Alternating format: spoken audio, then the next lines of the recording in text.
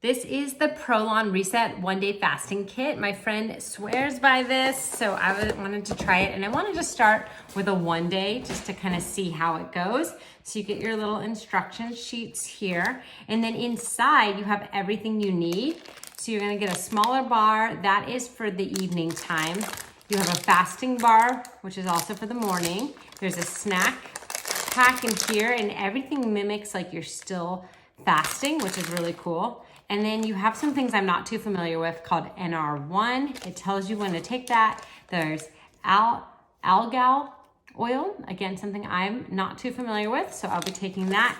And then you do get some tea bags in here, and then some olives, which is for snacking. I personally despise olives, so I'm a little bit concerned about not having those, but hopefully I won't be too hungry.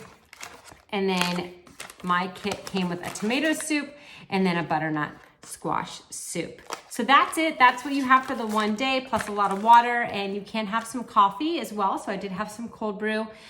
And now I'm gonna start with my morning breakfast.